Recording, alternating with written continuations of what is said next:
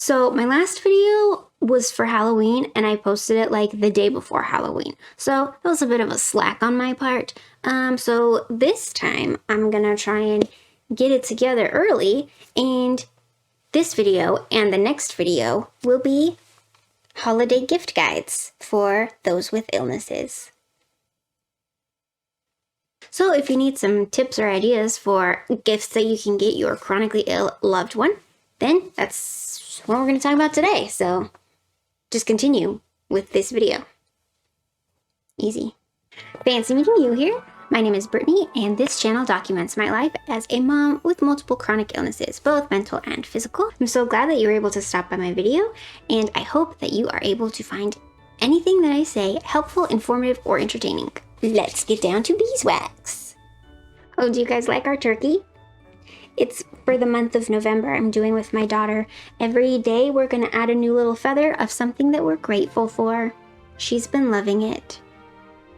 I think it's just a good idea to do in general, getting ready for Thanksgiving, but then also it's helping me in my life because I've really been struggling lately, and living with chronic and mental illness can really, it can make it kind of difficult to be grateful for things. So this has been helping a bit, where I can just think of like the littlest things. One of them legit says, I was very grateful that my doctor's appointment the other day went very efficiently and I was in and out in like an hour and a half. So there's that.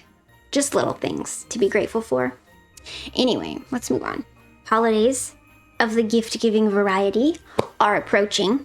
And I know that for at least myself, so probably some other people in the world, it can be quite tricky to figure out all on my own what I want to gift people. No matter how well I know them, I still don't know that they're going to appreciate whatever I think they're going to appreciate. So I'm going to put together this list of some gift ideas that I think a lot of chronically ill individuals might really appreciate. First of all, I do want to mention that it might be a good idea simply to ask the gift recipient what they would like, or maybe what they need but can't really get themselves. And I would like to point out that if they ask for something like practical, please don't tell them that that's lame or boring and then proceed to get them something else that you think is fun that they neither wanted nor needed. If that's what they want, that's what they want, honestly. So please, if you're gonna ask, don't ignore what they tell you, because that's just kind of rude. But I know that a lot of people sometimes say, oh, I don't know, or nothing, but you still want to get them something. Or if you still need ideas, here we are. I have compiled kind of two sub-lists. I'm going to have the two categories: things you can just purchase and potentially just ship right to them if they're far away, and things that you can DIY and make custom or super cute or potentially less expensively. We'll see. Let's get into it. I think most, if not all, of the links that I have gathered are from Amazon, but I'm sure that if you Google or figure out another website, you can probably find these same things on other websites if you don't like or use Amazon.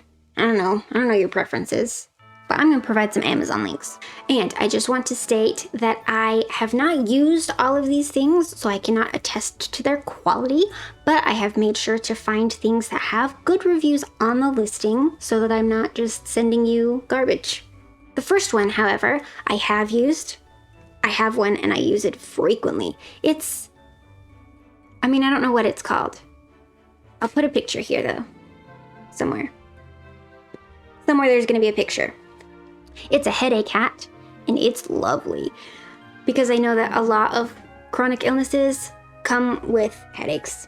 It's like a stretchy hat that you can put on, and it comes down over your eyes for when you have a headache or a migraine. You put it in the freezer so it can get, well, actually, I like to put it just in the fridge, because if I put it in the freezer, then I put it on and I get like a whole brain freeze. It's intense. So I like to just put mine in the fridge, and then you put it on and it comes down over your eyes, but then it also has a bit of compression, so that helps as well. Mine actually was a gift last Christmas, I believe.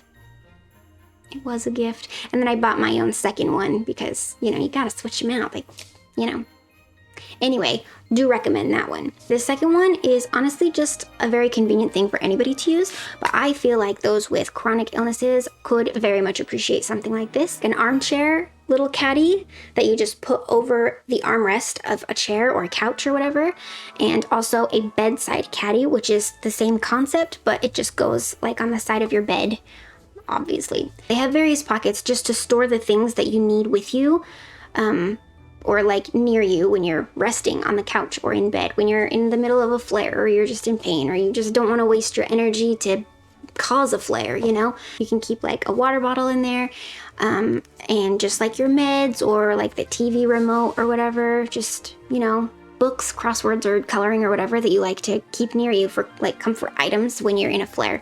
This next one, I kind of want to add to my wish list. A cute little pillbox or a pill organizer. Chronic illness folks take lots of meds, a lot. Well, usually, I don't want to speak for everyone.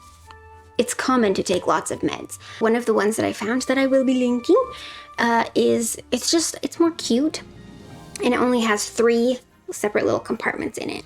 It says it's 5 centimeters. I believe that's about 2 inches in diameter. I don't know, it's smallish. Like for a handbag or a backpack, something that you would like take around with you. It will hold just like some little emergency meds, the ones that you take as needed, so that you might want to bring out with you wherever you go, and like something for headaches or anxiety or something, you know? And I also found a more hefty organizer that's less cute, but it has many 8 compartments, so you can hold like all the meds that you might need, or even some fruit snacks, you know, some M&Ms. A little pick-me-up if you want. No judgment. Anywho, I will be linking those both. The listing that I found for the little cute one has a whole bunch of options for different designs on the top, so you can just peruse and see which one you think your gift recipient would like the most. This next item I just found on accident while I was perusing on Amazon recently. Oh my goodness, it is a genius design. It's a water bottle that has a little built-in pill organizer like stuck to it on the side, so that if you are out somewhere, or even if you just want to take it around the house with you so you don't have to go back to wherever you store your whole pharmacy of meds, then you'll have your little compartment, you open it up, you get your pills, and then you have water right there to take your pills as you need. Isn't that amazing? This is another one that I have not used myself, but I think it's a great idea.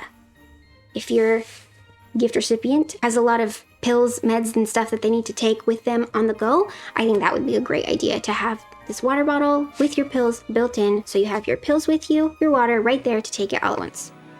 Genius. Something else that I actually think I've heard a lot of chronically ill people say has really helped them is some kind of a journal or a symptom tracker. So it can be quite helpful when you're talking to your doctor, that you can say, like, you can kind of notice patterns of, this is what happens when I flare, or I get these symptoms when I say eat this kind of food or whatever. You can notice patterns, and you can kind of keep track of how long a flare lasted, or how long this symptom, or if it's a new symptom, when it started, you know, things like that.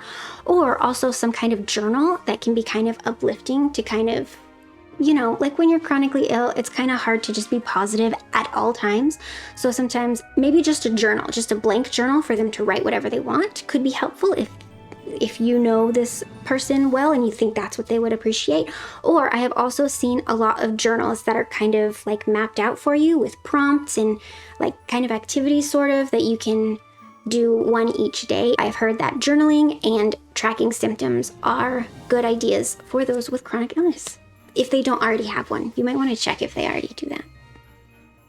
Okay, this next one I thought was super cute. If your gift recipient enjoys reading or something, or is trying to look for some kind of self-help, something to help them get through life with a chronic illness, which is very difficult sometimes, you can maybe look for certain books within the genre to help them, like memoirs of somebody who has chronic illness, or like self-help type. I have found a few that I think seemed interesting, that I think some people would appreciate, and those will be linked. I have also found, quite accidentally but very happily, some like children's books. So I myself am a mom. Of course, I say that in my intro in every video. And I know a lot of other chronically ill people are also parents. So I have found some children's books that they have cute pictures and a cute little story, but it helps to read to the child to help the child understand, like, this is why mommy can't do all the things that you see other mommies doing. Or this is how you can help your mommy. This is how you can try and be patient with your mommy. This is how your mommy is trying so hard, but she can't really do everything that you wish she could. You know, things like that. I have found a few of those, and I'm sure if you look further, you can find more. Again, linked. I think I'm going to do this like 74 times in this video. Deal with it. And then the last item to be purchased is just any kind of like cleaning service, maybe, because the physical symptoms that go along with like most chronic illnesses are kind of debilitating at times, and it can make it very difficult for somebody to keep their house cleaned and maintained, which can be kind of important for, you know, just for safety, really, so you don't trip over things, or also like for their mental health. Because I know when my house is a mess, my anxiety is just, and then I get irritable, and then I just kind of snap at people who don't deserve it, and it's just nice to have a cleaner house. So if you can afford like maybe a certain number of sessions, what would you call that? Services? I don't know. For like somebody to come and clean up a little bit at their house, just to help them out when they're having a flare or when they just don't have the energy. I think that's a very good idea. I don't have links for that though. That's all I have for you. Thank you for sticking around for the whole of my ramblings. I really appreciate that you watched all the way through. I hope that you found something that I said helpful, informative, or entertaining for you or somebody that you know. Just a reminder, chronic illness is tough, so it's a good thing you're tougher. Toodles. Let's do this. Oh, let's take this off. That's not cute. Like the rest of me's cute.